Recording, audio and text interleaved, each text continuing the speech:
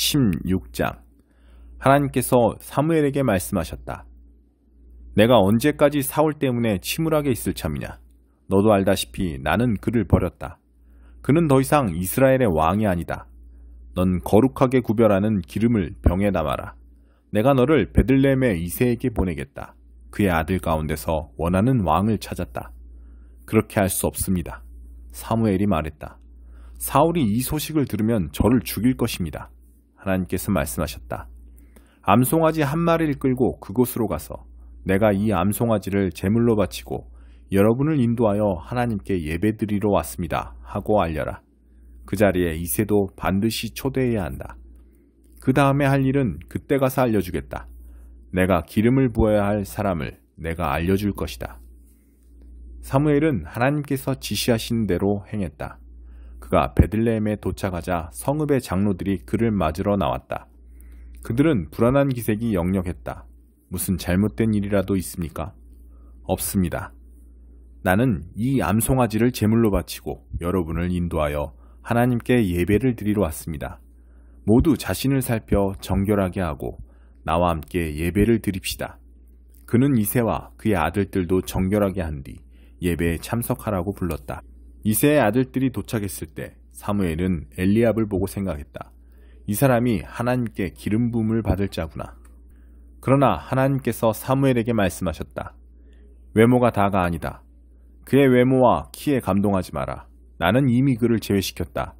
나 하나님은 사람을 판단할 때 사람들이 하는 것처럼 하지 않는다. 사람은 얼굴을 보지만 나 하나님은 그 중심을 본다.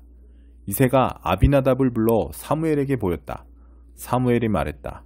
이 사람도 하나님께서 택하신 자가 아닙니다. 다음으로 이새는 산마를 보였다. 사무엘이 말했다. 이 사람도 아닙니다. 이새는 아들 7명을 모두 사무엘에게 보였다. 사무엘은 이새에게 있는 그대로 말했다. 하나님께서 이들 가운데 누구도 선택하지 않으셨습니다. 그러더니 이새에게 다시 물었다. 이들이 전부입니까? 아들이 더 없습니까? 작은 녀석이 하나 있기는 합니다만 밖에서 양을 치고 있습니다. 사무엘이 이새에게 명했다. 가서 그 아이를 데려오십시오. 그가 오기 전에는 우리가 이 자리를 뜨지 않겠습니다. 이새는 사람을 보내 그를 데려오게 했다. 그가 안으로 들어왔는데 눈이 밝게 빛나고 준수하여 무척 건강해 보였다. 하나님께서 말씀하셨다. 일어나서 그에게 기름을 부어라. 바로 이 사람이다.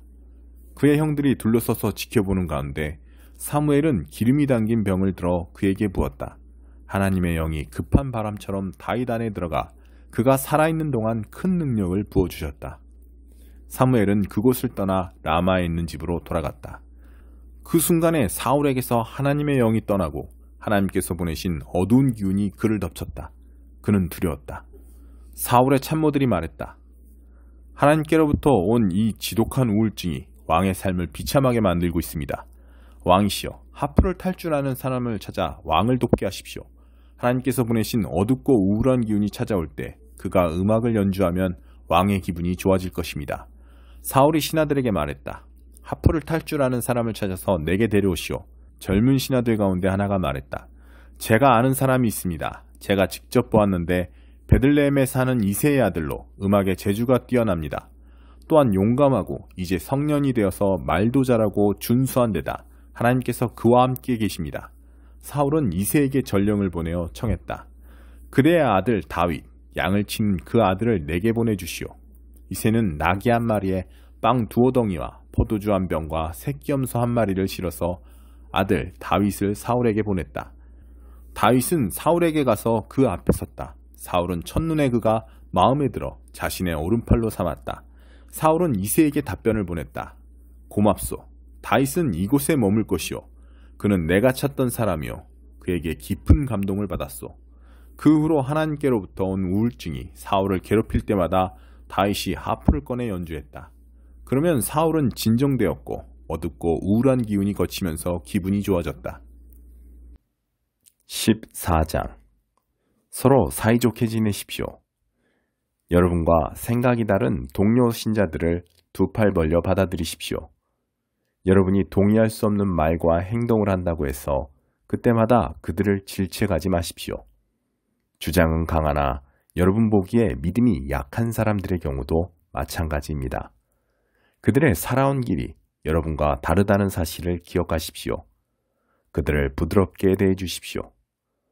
어떤 사람은 뭔가 아는 바가 있어서 신자는 식탁에 차려진 것이면 무엇이든 먹을 수 있다는 확신을 갖고 있습니다. 반면에 또 어떤 사람은 다른 배경을 가졌던 관계로 신자는 채식만 해야 하는 것은 아닌가 하고 생각할 수도 있습니다. 그러나 두 사람 모두 그리스도의 식탁에 초대받은 손님입니다. 만일 그들이 상대가 무엇을 먹는지 혹은 무엇을 먹지 않는지를 두고 서로 비난의 열을 올린다면 이는 참으로 무례하기 그지없는 일이지 않겠습니까? 하나님께서 그 두 사람 모두를 식탁에 초대하셨기 때문입니다. 손님인 여러분에게 손님 명단에서 누구를 지워버리거나 하나님의 환대에 간섭할 권한이 있겠습니까? 바로잡아야 할 것과 익혀야 할 예절 등이 있다면 하나님이 알아서 하실 것입니다. 여러분의 도움 없이도 말입니다. 또 어떤 사람은 특정한 날을 거룩한 날로 구별해야 한다고 생각하고 어떤 사람은 모든 날이 다 똑같다고 생각할 수 있습니다. 양쪽 모두 나름의 이유가 있습니다.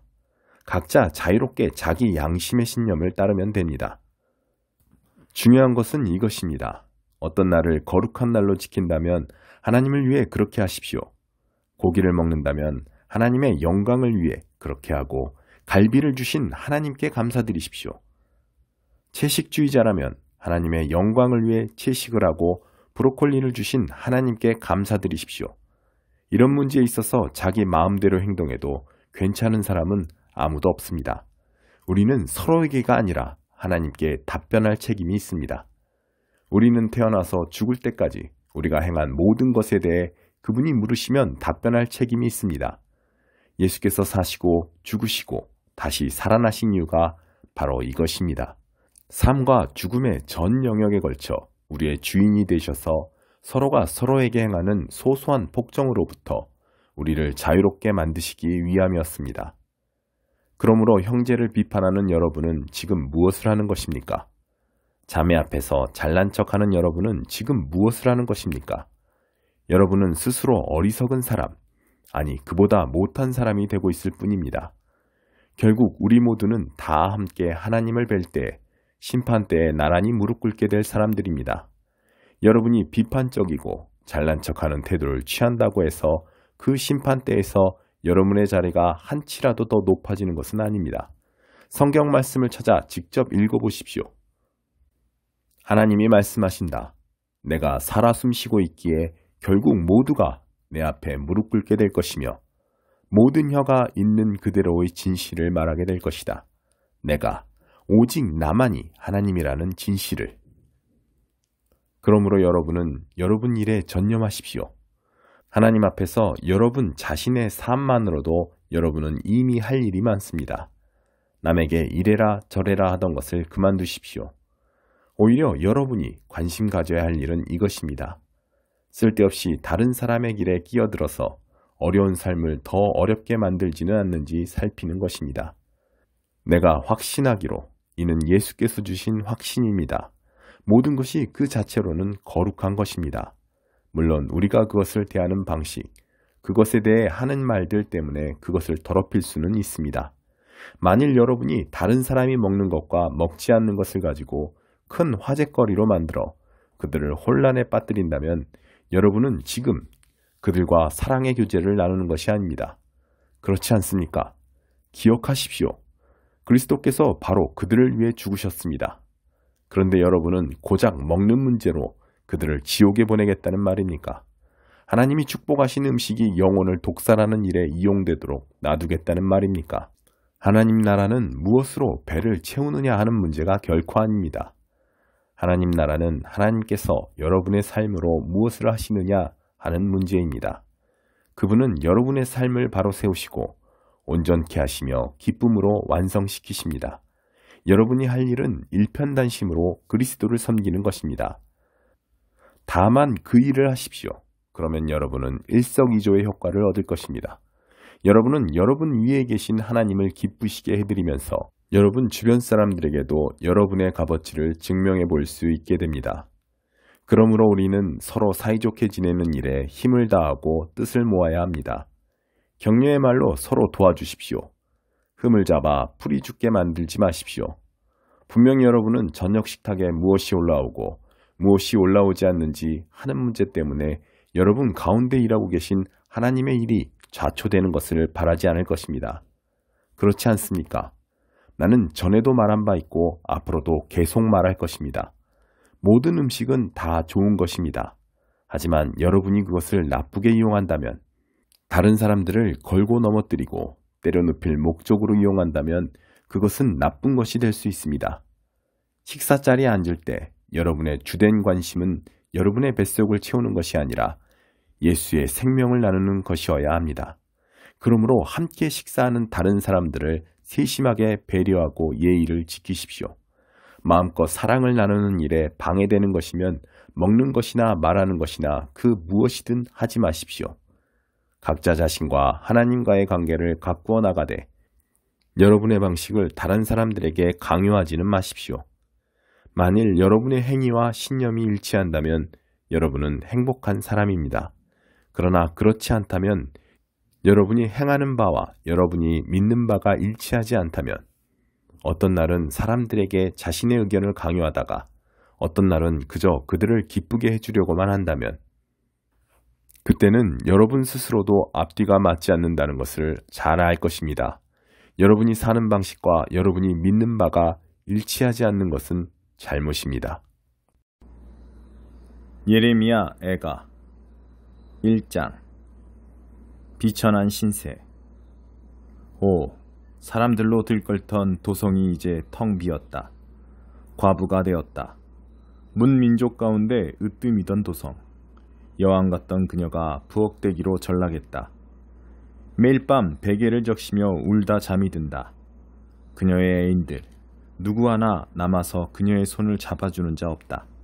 친구들도 모두 등을 돌리고 떠났다. 수년간 고통과 노역에 시달렸던 유다. 결국 포로로 잡혀갔다. 문민족 가운데 떠돌며 편히 다리 뻗고 쉴 곳 없이 모두에게 쫓기며 오도 가도 못하는 신세가 되었다. 시온의 길이 슬피 운다. 명절이 와도 찾아오는 순례자 하나 없다. 성문이 있던 자리는 폐허가 되었고 제사장들은 절망에 빠졌으며 처녀들은 슬픔에 잠겨 지낸다. 아, 쓰라린 비운이여. 과거 적이었던 자들이 이제 그녀의 주인이 되었다. 그들은 승승장구한다. 하나님께서 그녀를 때려 눕히셨기 때문이다. 반역을 삼던 그녀를 벌하신 것이다. 그녀의 자녀들마저 적들에게 포로로 잡혀 끌려갔다. 아름다웠던 딸 시온의 미모는 이제 온데간데 없다. 제후들도 먹을 것을 찾아 헤맨다. 사냥꾼에게 쫓겨 기진맥진한 사슴 같다. 예루살렘이 그날을 떠올린다. 자신의 전부를 잃은 그날을. 그녀의 백성이 적군의 손에 넘어간 그날. 아무도 그녀를 돕지 못했다. 적들이 보며 웃었다. 망연자실해하는 그녀를 비웃었다. 이 세상 제일 가는 죄인이던 예루살렘, 이제 세상 모두에게 버림받았다. 곁에서 칭송하던 자들, 그녀의 실체를 보고서 모두 경멸을 퍼붓는다. 부끄러움을 당해 신음하는 그녀, 비참하기 그지없다. 내키는 대로 살았던 그녀, 내일을 생각하는 법 없던 그녀가 보기 좋게 몰락했다. 그 손을 잡아 주는 자 아무도 없다. 오 하나님, 제가 당하는 고통을 보아주십시오. 저 잔인한 원수들이 으스대는 꼴을 보십시오. 원수가 손을 뻗어 그녀의 소중한 것 전부를 빼앗아갑니다. 그녀의 눈앞에서 이방인들, 주께서 출입을 금지시킨 자들이 성소에까지 난입해 공회를 유린합니다. 모두들 먹을 것이 없어 신음하는 저들, 살아남기 위해 자신이 가장 아끼던 보물을 빵 한 조각과 바꿉니다. 오 하나님, 저를 살펴주십시오. 바닥을 기는 이 비천한 몸을. 지나가는 이들이여, 내 모습 좀 보시오. 이런 것을 본 적 있소? 내가 겪는 참혹한 고통, 그분이 내게 하신 일. 하나님께서 진노 가운데 내게 행하신 이 같은 일을 본 적이 있소? 그분이 나를 번개로 내리치시고 머리끝부터 발끝까지 꼬챙이에 꿰은 다음 내 주위 사방에 덫을 놓으셔서 옴짝달싹 못하게 하셨다. 그분께서 나의 모든 것을 앗아가셨다. 진절이 나는 산만 남았을 뿐. 그분께서 내 죄들을 엮어 동아줄을 만드시고 그것으로 나를 얽어매고 멍에를 씌우셨다. 이 몸은 무자비한 감독관에게 들볶이는 신세가 되었다. 주께서 나의 최고 용사들을 한데 불러 모시고 흉악한 자들을 시켜 꽃다운 목숨들을 다 꺾어버리셨다. 주께서 아리따운 처녀 유다를 사정없이 짓밟아 버리셨다. 그리하여 내가 운다. 눈에서 눈물이 강물처럼 흘러나오지만 둘러보아도 내 영혼을 위로해 줄 자 아무도 없다. 나의 자녀들은 개죽음을 당하고 나의 원수는 승승장구한다.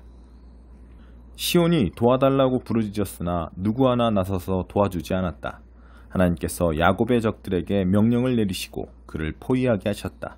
그러나 아무도 예루살렘을 돕겠다고 나서지 않았다.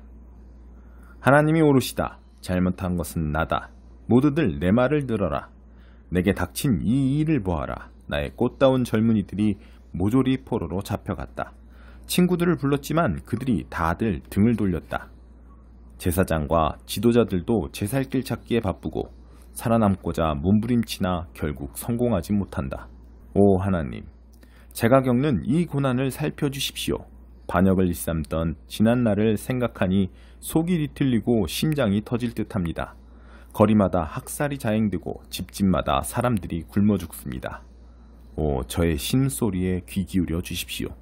제게 귀 기울이는 사람, 마음 써주는 사람 아무도 없습니다. 적들이 주께서 제게 내리신 고난을 듣고 환호성을 올렸습니다. 심판의 날이 이르게 하십시오. 그들도 저와 같은 일을 당하게 해주십시오. 그들의 악한 삶을 들여다보시고 벌을 내려주십시오. 저의 죄를 물으시면 주께서 제게 하신 일을 저들에게도 행해 주십시오. 고통에 짓눌려 신음하는 제 몸과 마음 더 이상 감당할 수가 없습니다. 32편 다윗의 시. 스스로 행운아로 여겨라. 그대 얼마나 복된 사람인지. 잘못을 말끔히 씻고 새 출발하는 그대 스스로 행운아로 여겨라. 하나님께서 흠잡으실 구석 전혀 없고 하나님께 아무것도 숨길 것 없는 그대. 내 속에 꼭꼭 담아두려고 했더니 그 뼈는 가루로 변하고 내 말은 종일토록 신음이 되었습니다. 나를 짓누르는 중압감 그치지 않으니 내 생명의 진액이 다 말라버렸습니다.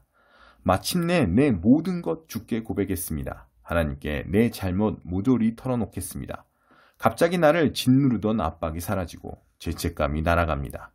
내 죄가 사라졌습니다.